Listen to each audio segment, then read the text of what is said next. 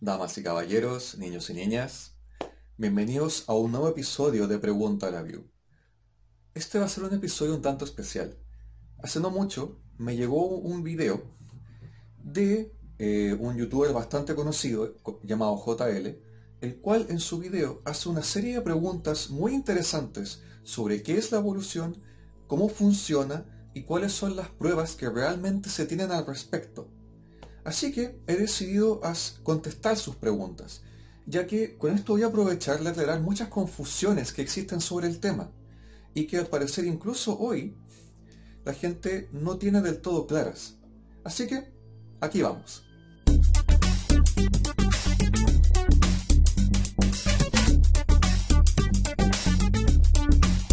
Fijaos, es una teoría y no es una ley.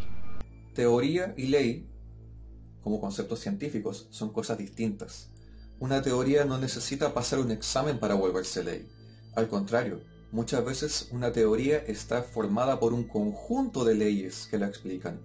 Mientras una ley te explica qué es tal o cual fenómeno y cómo funciona, la teoría en cambio te explica por qué ocurre ese fenómeno.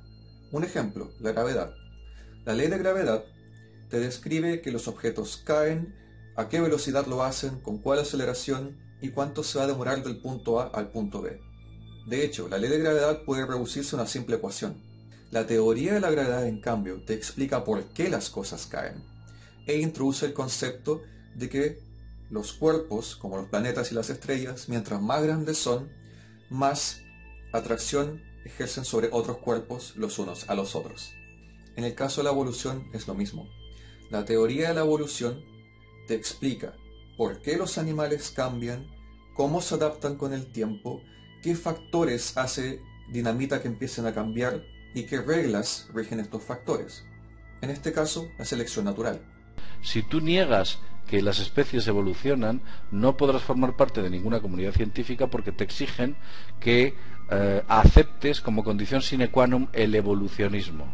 En una conferencia de astronomía, donde se habla de planetas y estrellas y fenómenos físicos, ¿tú dejarías entrar a un astrólogo a que te hable del horóscopo y de la carta astral?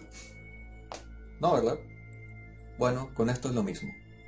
Hay otro punto muy importante también, y es que cuando un científico escribe un paper tratando de probar su punto, este paper pasa de mano en mano, donde es revisado por todos los científicos cercanos a la zona, y donde todos estos científicos comprueban las teorías haciendo su propia investigación, y si hay experimentos ellos los replican en sus propios laboratorios. Una vez que este punto, este argumento, ha sido confirmado por una serie de científicos uno tras otro y todos están de acuerdo en que esto funciona o que podría funcionar, allí recién se empieza a tomar en serio. Fósiles en transición, animales, seres que están entre un punto, el punto A y un punto B. Y sin embargo, ¿sabéis cuántos se han encontrado en la actualidad? ¿Cuántas especies en transición? Cientos. Ejemplos. Nautilus, punto intermedio entre caracoles y pulpos. Posee concha de caracol y tentáculos y ojos como un cefalópodo. Otro ejemplo. Equidna, punto intermedio entre reptiles y mamíferos. Posee pelo, como los mamíferos, genera leche, como los mamíferos, pero pone huevos, como los reptiles.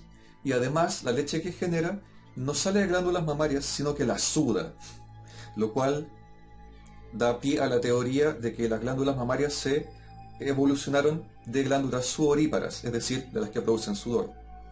Otro ejemplo, Tiktaalik, punto intermedio entre peces y anfibios. Como podemos ver, posee una morfología justamente que es la de un pez que está arrastrándose fuera del agua por primera vez. Otro ejemplo, peces pulmonados. Como dice el nombre, son peces con pulmones. Otro ejemplo más, Archaeopteryx, uno de los más conocidos, que posee características tanto de reptil como de ave. De hecho, aquí en la ilustración se pueden ver claramente las marcas de las plumas. Tengo muchos ejemplos más.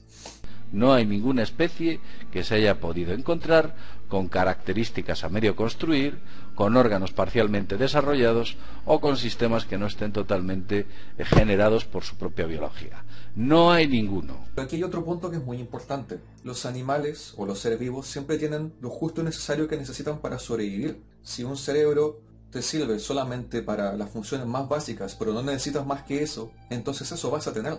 Otro ejemplo muy claro de esto es el ojo. La naturaleza está llena de ejemplos de animales que tienen ojos menos complejos que los nuestros y más complejos que los nuestros, y funcionan perfectamente para las necesidades de ese animal.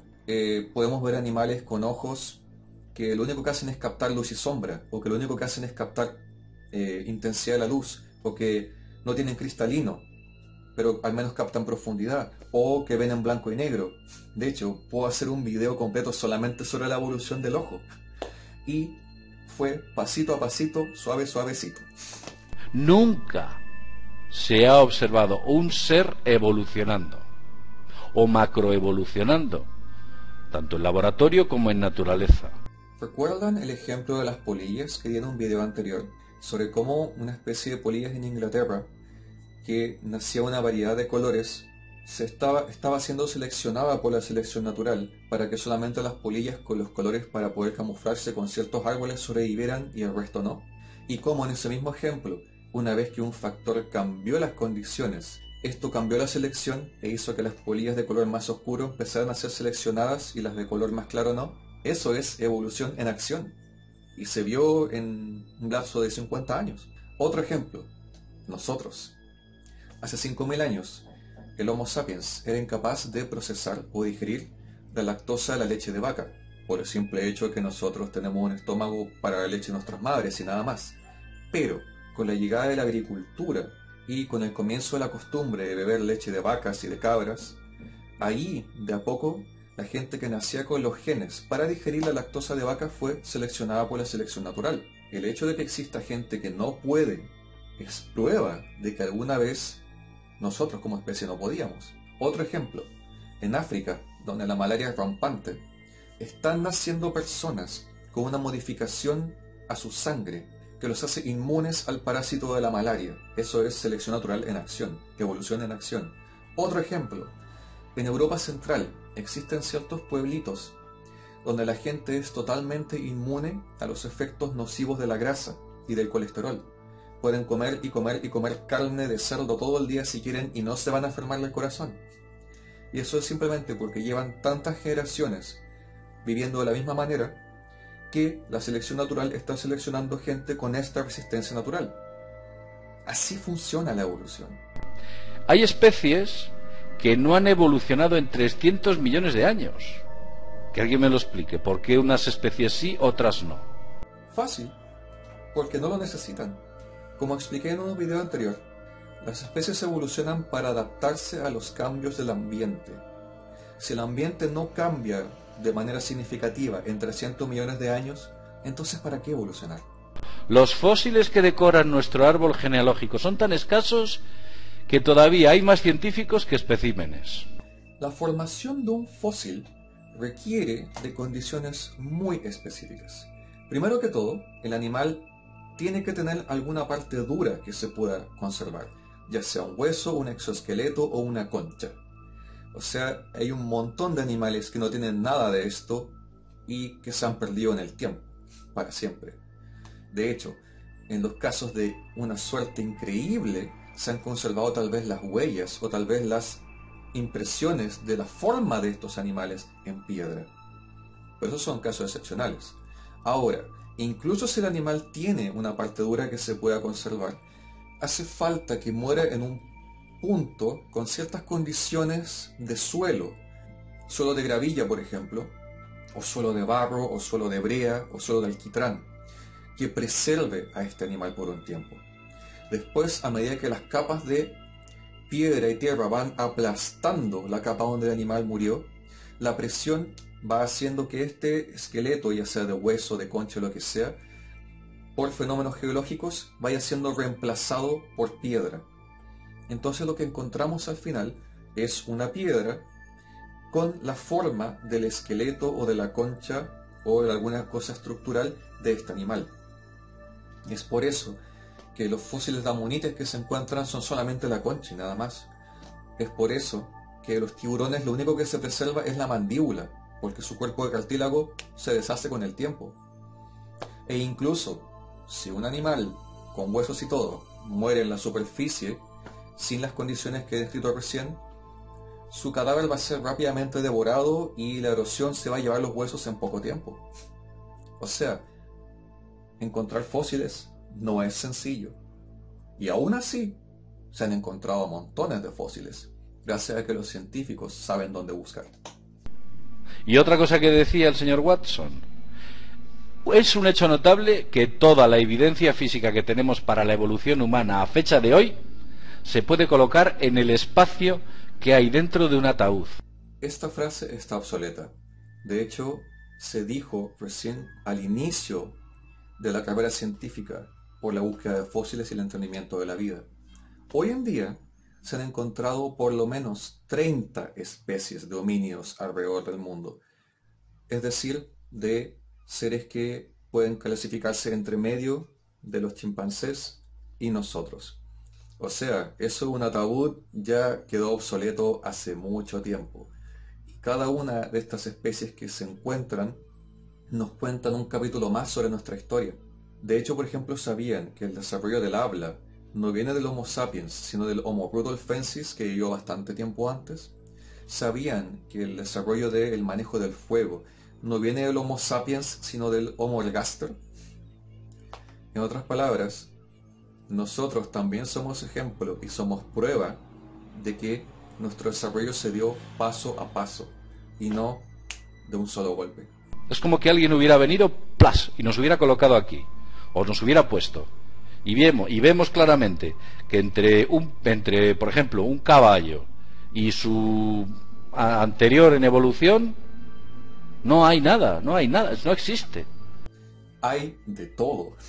De hecho, la evolución del caballo, irónicamente, es una de las mejor documentadas que hay. Si comparamos los fósiles de todas las especies que se han encontrado anteriores al caballo, podemos ver claramente cómo este se desarrolló desde un animalito no más grande que un capibara hasta lo que tenemos hoy. Y también se puede ver claramente cómo los huesos de sus patas, por ejemplo, fueron cambiando de tener varios dedos a tener la pezuña que tiene hoy en día. O sea, incluso este detalle se fue haciendo poco a poco, especie a especie. Dice que a mayor profundidad en las capas freáticas, más antiguo es el espécimen. Ellos van cavando la tierra y se dan cuenta que primero sacan seres que tienen 10.000 años, luego 80.000 años, luego 200.000 años y luego sacan los que tienen 1.000.000 de años y así sucesivamente. En teoría, la evolución nos dice que cuanto más profunda es la capa, más antiguo es el espécimen. Pues no. Lo cierto es que se han encontrado especímenes y yacimientos en los que los antiguos aparecen encima y los más nuevos debajo. A ver cómo me lo explicáis esto. En esta imagen de aquí podemos ver muy claramente cómo se distinguen las capas freáticas unas de otras. Se pueden distinguir a simple vista. Ahora, ¿qué cosas podrían hacer que de repente un pedazo de este terreno se diera vuelta? Fácil. Un terremoto, un volcán, una inundación, la erosión a través del tiempo quizá. Todas esas cosas podrían hacer que, por ejemplo, este pedazo de tierra se derrumbara y apareciera desordenado. Incluso así, los científicos son capaces de rearmar mentalmente el puzzle de cómo era la cosa antes. E incluso si eso fuera difícil, existen otros métodos también para medir la edad de cada una de las capas. En otras palabras, esto está muy claro y se puede lograr fácilmente. ¿Cuál evolucionó primero? ¿La sangre, el corazón, los vasos sanguíneos o qué? ¿Qué es lo que evoluciona primero? La sangre. Si volvemos al ejemplo de animales sencillos como la esponja de mar, estos tenían solamente una gran cavidad dentro de su cuerpo. No tenían órganos especializados, no tenían sistemas circulatorios de ninguna clase, no, solo una cavidad.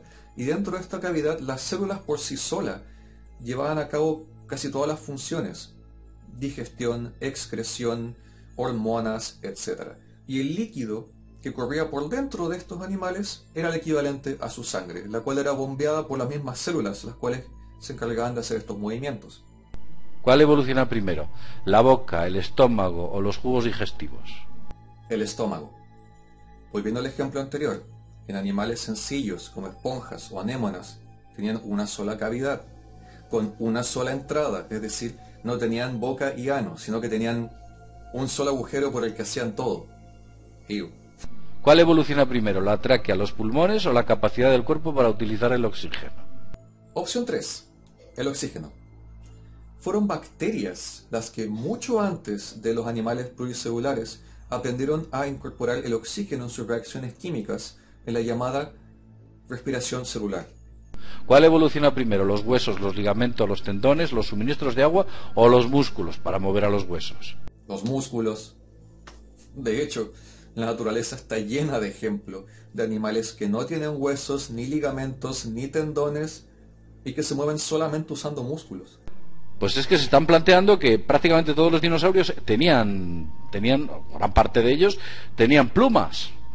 Aquí en la foto vemos un fósil de un Microraptor, que es un pariente muy cercano a los Velociraptors de las películas. Como podemos ver en la ilustración, se notan claramente las marcas de dónde estaban las plumas. Incluso la famosa, ya habéis visto algún vídeo en el que trato la famosa destrucción de los dinosaurios por parte de ese presunto meteorito que, según el doctor Álvarez, cayó en una época, pero resulta que es que hay estudios en los cuales esto es imposible y que allí nunca cayó un meteorito en la época en la cual el doctor Álvarez alega. El cráter de Chicxulub se encuentra en la península de Yucatán, en México. Mide 180 kilómetros de alto y su antigüedad calza perfectamente con el momento de la extinción de los dinosaurios. El ADN es tan increíblemente complejo que sugerir que un sistema de este tipo, porque realmente es un lenguaje de programación, pensar que un sistema de este tipo evoluciona de manera accidental es absurdo, es un insulto. No es suerte, es selección natural. Cuando tú intentas hacer algo por suerte, tú tiras un manojo de dados y esperas a que por favor todos te den un 6. Cuando incluyes selección natural, tú tiras el mismo manojo de dados y si alguno te da 6, lo tomas y lo pones aparte, tiras el resto de los dados, si alguno te da 6, lo tomas, lo pones aparte, y así hasta que eventualmente todos los dados te van a dar un 6. El ADN se desarrolla en bobinas apretadas, pero las células están diseñadas de tal manera que pueden acceder inmediatamente a la información. El ADN se puede copiar, se puede traducir, se puede almacenar, tiene un corrector ortográfico incorporado que asegura una copia exacta. Imaginaos, esto es casual. Si es que al ADN cuando se duplica solo se le escapa un error de cada 10 millones de 10.000 millones de nucleótidos que se copian. Todo lo que él menciona es sobre el ADN humano. Sin embargo, la naturaleza está llena de ejemplos de seres con material genético menos complejo y mucho menos complejo. Basta con dar un paso atrás a los peces para ver que ya ese corrector ortográfico que él menciona ya no existe. Si vamos a seres más pequeños, como por ejemplo arqueas, vemos que ya el ADN no se organiza en cromosomas, sino que a lo más tiene histonas, que son estas proteínas que ayudan a darle una cierta forma. Un paso más atrás, en las bacterias, vemos que este ADN ya no es ADN, sino ARN, que es una molécula bastante menos compleja, y no se guardan cromosomas y ni siquiera tiene histonas que le den un cierto orden. Un paso más atrás, llegamos a los virus. Los virus ya ni siquiera tienen la doble hebra, sino que solamente una hebra de ARN, que es mucho más pequeña y mucho menos compleja. E incluso podemos ir más atrás, a seres como los viroides, que son nada más y nada menos que una simple hebra de ARN que vive sola, sin cápsula, sin célula, sin cuerpo, sin nada. Hablamos de seres que son literalmente una hebra de ARN que vive sola y que parasitan plantas para cumplir algunas funciones que les faltan. Los evolucionistas simplemente no pueden explicar por qué nuestro planeta está tan perfectamente adecuado para albergar la vida. Si es que no son capaces. Si hubiéramos estado movidos un poco más allá, un poco más acá, el ángulo ecuatorial, un poco más de radiación solar, un poco menos, nuestras bandas de Van Halen de aquí y de allí, si hubiéramos cambiado algunos de los pequeños patrones, la vida jamás hubiera existido. Eso es lo que dicen los evolucionistas. Ningún científico dice eso. Nuestro planeta todos los años se aleja miles de kilómetros del Sol, que es en el momento de otoño e invierno, y después se vuelve a acercar esos miles de kilómetros al Sol, en primavera y verano. La trayectoria del planeta no es circular, sino elíptica, y no es exacta para nada. Por otro lado, la Tierra en un principio no se parecía en nada a lo que vemos hoy en día. Que quede claro esto, no es el planeta el que está adaptado para la vida, es la vida la que se ha adaptado al planeta, paso a paso. Y en los mejores casos, la vida ha logrado cambiar las condiciones de un lugar para que sean mejores para ella. Por ejemplo, nuestro oxígeno y nuestra capa de ozono no fueron creados junto con el planeta, sino que fueron los mismos seres vivos, las primeras bacterias fotosintéticas, las que generaron el oxígeno que nosotros respiramos hoy. Y ese oxígeno generó a su vez la capa de ozono. Repito, el mundo no se adaptó a nosotros nos adaptamos al mundo. Hay un artículo de un tipo que se llama Don Batten que dice lo siguiente: se calculó que la edad de piedra duró unos 100.000 años. A lo largo de ese periodo los humanos enterraban a sus muertos con enseres y artefactos. 100.000 años, ¿no? 100.000 años. En esos 100.000 años debieron morir 4.000 millones de humanos. 4.000 millones de humanos, ¿eh? La pregunta es, ¿dónde están sus cuerpos y sus artefactos? En todas partes. O sea, yacimientos de humanos y de especies anteriores a los humanos hay en todas partes. Yacimientos conocidos, por ejemplo, son el de Atapuerca, que está en Europa, en el cual se han encontrado por lo menos 5 especies diferentes de homínidos viviendo en un lugar más o menos concentrado. Ahora, vuelvo a lo mismo anterior. Un fósil no es fácil de generar. Segundo, en esos 100.000 años, la gran mayoría de las culturas que existieron eran nómadas. Entonces no se van a tomar la molestia de hacer un ataúd de madera o de yeso o lo que sea para enterrar a sus muertos, si es que lo hacían. ¿Por qué siempre pensamos que las teorías como el evolucionismo es una teoría férrea e indiscutible? Si es una teoría no puede ser férrea y no puede ser un axioma inamovible e indiscutible. Es discutible. La gracia de la ciencia es que siempre está en discusión. Los científicos siempre están debatiendo, siempre están cuestionando y siempre están probando si lo que dicen puede ser cierto o no. Esa es la gracia de la ciencia, cuestionarse. Y si la teoría de la evolución ha sobrevivido todo este tiempo, es porque ha estado bajo constante escrutinio, constantes pruebas y constante experimentación. Y básicamente toda la evidencia que se ha encontrado a lo largo de 200 años desde que se formuló la teoría, la confirman. De hecho, cuando Darwin escribió su origen de las especies, él no tenía idea de que existían los genes en el ADN. Sin embargo, el descubrimiento de los genes y el ADN no ha hecho más que confirmar todo lo que él planteó. ¿Qué otras confirmaciones hay? Los fósiles, los órganos vestigiales, la anatomía comparada, el movimiento de los continentes, la distribución de las especies en el mundo, que incluso se puede trazar que este antecesor partió aquí y después terminó acá y dio origen a esta otra especie. Todo calza. Si aquellos que descubren nuevas teorías y nuevas hipótesis los ningunean, porque sus teorías no encajan, no saben dónde colocarlas.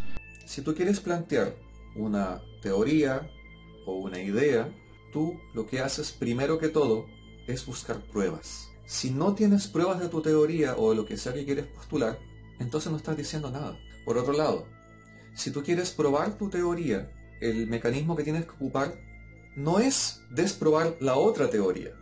Decirle que no al postulado A no hace más verdadero al postulado B. Al contrario, solamente abre el campo para que haya más postulados aún que puedan reemplazarlo. Ese es el punto. Si alguien desea probar alguna idea distinta a la evolución, que busque pruebas para esa idea y no que busque los supuestos hoyos de la otra idea, porque así la ciencia no funciona. Bien amigos, este ha sido el episodio de hoy.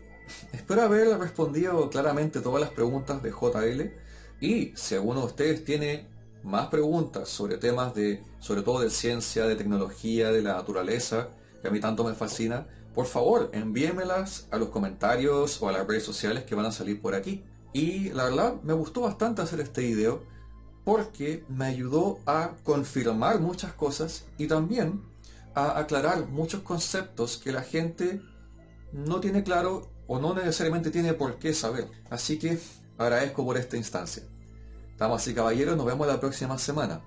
Y si no los vuelvo a ver porque evolucioné en algo totalmente nuevo y desconocido, yo les digo, buenos días, buenas tardes y buenas noches. Gracias por ver.